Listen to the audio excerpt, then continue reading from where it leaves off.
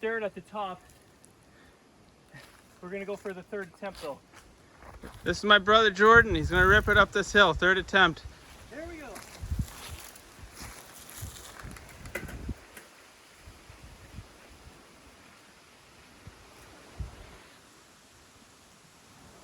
Oh, hard!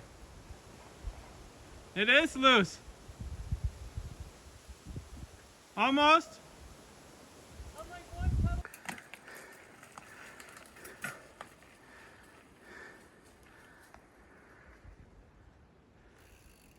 We got a beautiful view here. About to descend a little hazardous section of trail. And somewhere up there is my house. Not, but it would be pretty awesome. Working on the Rocky Mountain again. Been riding for a while, single speed, and it's been great. I love the challenge of the single speed, but my brother's got some takeoff parts for me combined with a couple other things. We're also looking at maybe changing out the pedals. I bought some different ones, get a little more confidence when my feet keep sliding off the pedals. And I might shorten this because it's got a really wide turning range. But the shorter stem that I got from my brother off of this, he's always modifying bikes. So I think we're gonna do a little conversion to this bike to multi-speed. And at some point, we're gonna be turning this Da Vinci Desperado. As you can see, it's got my name if you tape it off there.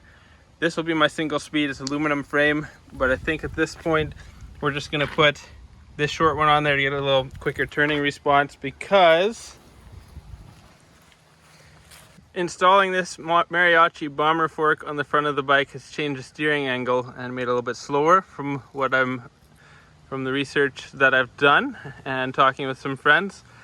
So I might take this race face extendable off and just put on a shorter one.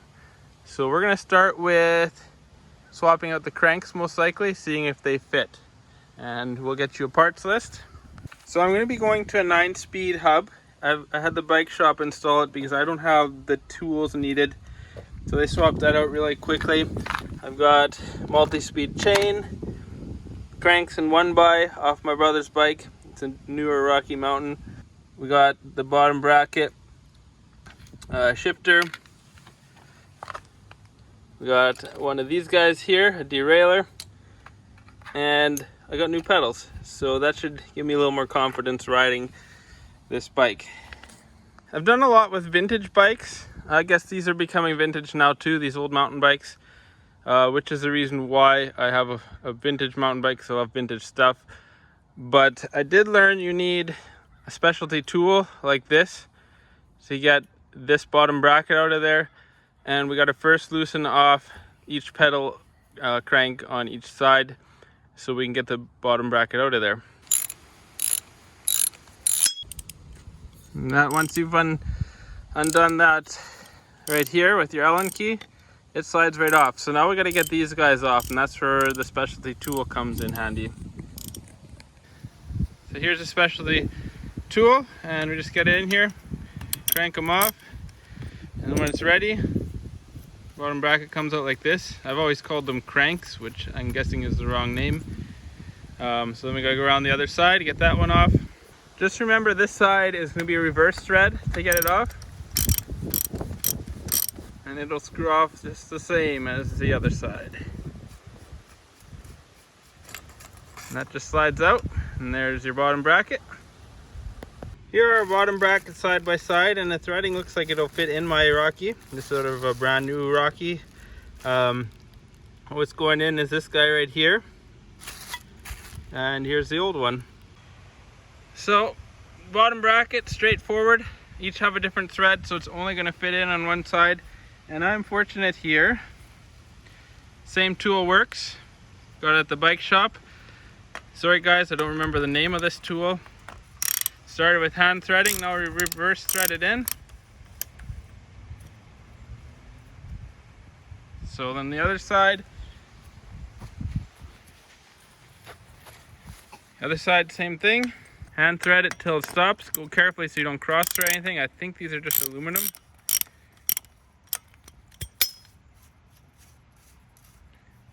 Yeah, and we'll just tighten them down. So you aim it right here. And I'm gonna put a thing on here and you're gonna video it. So hold the camera right there.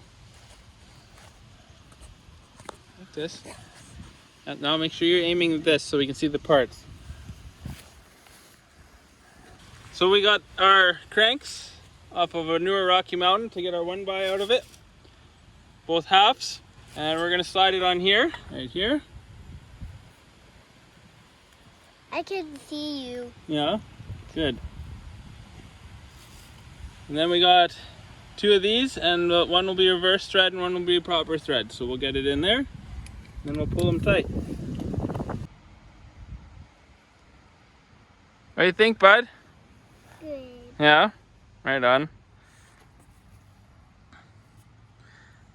So that went on like a dream. No problem. Easy peasy. Make sure you offset them when you install them. Now I've got these evil hightail. So putting on the pedals here. Something to remember is this pedal to tighten is going to be a reverse thread, so you don't lose them while you're pedaling. I had a 47 model year cruiser bike, and someone had welded 2 of the same crank arms, one on each side, and the pedals kept coming off. So that's obvious for a lot of bike guys, but me back then being a newbie, that's something I didn't know. So got my son here, he's testing her out, got her tightened up. Well, that looks pretty nice. I got the Evo pedals on there with the studs in here. So I was finding my feet kept falling off and I would lose confidence riding.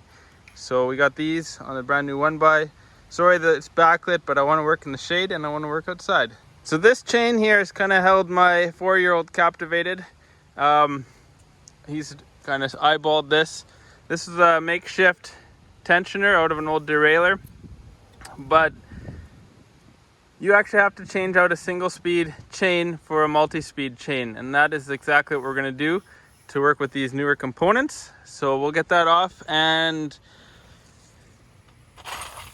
I got a chain puller here, and you just got to press out. There is a master link on here, I'll probably look for that, and we're just going to press them out.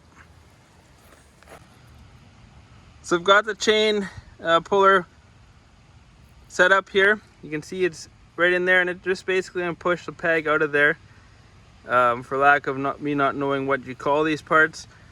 But you just spin this handle until it pops out and your chain will be loose, and then we'll be able to upgrade that chain once we got the hub on there. Hold on, don't pull it yet. So you can see the peg, the stud is out of there, so we're gonna get my little man to pull her loose. And there you go, it's that simple, and we can save this for the next bike build. Here's my makeshift chain tensioner. And the one thing about a vintage bike, there's probably a solution for it when I do break this off on the trail on a wipeout, and I've had my fair share already. If this bends or breaks, it's mounted on here and I wouldn't know what to do. That'll be a research project down the road. Got my new Shimano derailleur, and we're just gonna bolt it back in place where the other chain tensioner was, and we'll start with that. There she is installed, and I believe we'll be able to do a tension adjustment here if needed once we got the chain on there. So we're going 9-speed to complement that 1x. And bike parts are hard to find right now, so it took me a bit to find a 9-speed locally here. But that's a used set, and that'll be good for my riding capability. And we're going to get that installed on the bike.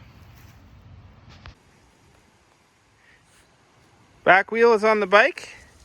Our gear set. Just a quick change type release. Now the part I'm not familiar with. All of my bikes have been vintage coaster brake bikes or single speeds. I'm going to be running a chain through here, and I think that'll finish her off. And we'll find out. Wait, we got a cable to run. More cables. I've kind of just hung the chain in here. I'm guessing the length is all wrong. I'm going to run the cable now. I might have to do a bit of research on how to set this up. It's all new to me, but it's getting closer. A little trick here. If you can't get your handlebars off, or your handlebar grips. Take some compressed air, just get it underneath there and just give it a little bit of tap, and this thing will slide right off. So I've got the shifter on here now. I had to do that to get this on and off. Shifter's right there, so we got to get it positioned now.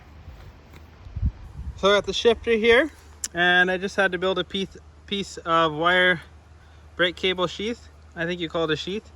And that will run through here. It'll be wide open, and then I'll do the same thing to the back. It'll start here with another piece of sheath going to the derailleur. A little upgrade on tires. We got some Continentals, and we got the Mountain King, and they are a 26 by 2.3. They're a wider tire and a better tire for grip. I got the slightly cheaper price point ones with the steel belts on here instead of in the sidewall, only because of price point.